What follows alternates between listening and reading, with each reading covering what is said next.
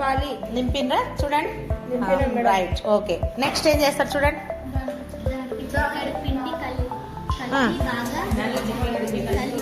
కలపండి. కలపండి. దానిలో చిటికెడు పిండి వేసి కలపాలి. దీంతో కలపండి బాగా, ఉల్టా కలుపు.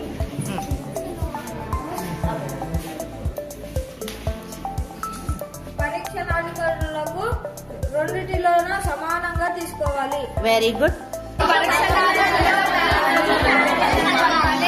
ఏం చేయాలి? లాలాజలం కలపాలి. ఒక పరీక్ష నాళికలో లాలాజలం, ఇంకో పరీక్ష నాళికలో కలపకూడదు, అలాగే ఉంచాలి. రైట్. ఒక టీ స్పూన్ ఈ పరీక్ష నాళికలో లాలాజలం కలిపారు. దీనిలో ఏమి కలపకుండా ఇలాగే ఉంచాలి. ఇలా ఎంతసేపు ఉంచాలి? 45 నిమిషాల వరకు అలాగే ఉంచాలి. తర్వాత 45 నిమిషాల తర్వాత అయోడిన్ ద్రావణం వేసి ఈ రెండింటిని పరిశీలించాలి. రైట్, చూద్దాం. నాళికను గమనించినట్లయితే మనం దీంట్లో ఏం కలిపినాము? లాలాజలం. ఎన్ని స్పూన్లు? 1 టీ స్పూన్ లాలాజలం కలిపినాము. దించు.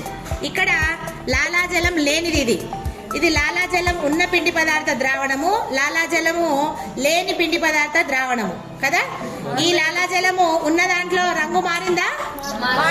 మారలేదు. అంటే నెమ్మదిగా టయలిన్ అనేటటువంటి ఎంజైము పిండి పదార్థాలను చిన్న చిన్న రేణువులుగా విచ్ఛిన్నం చేస్తుంది. కాబట్టి అక్కడ అయోడిన్ ద్రావణం పని చేయలేదు. ఇక్కడ టయలిన్ అనే ఎంజైము లేదు. ఇక్కడ అంటే లాలాజలం కలపలేదు కాబట్టి ఆ ఎంజైమ్ ప్రభావము లేదు. కాబట్టి పిండి పదార్థ రేణువులు అలాగే ఉన్నాయి.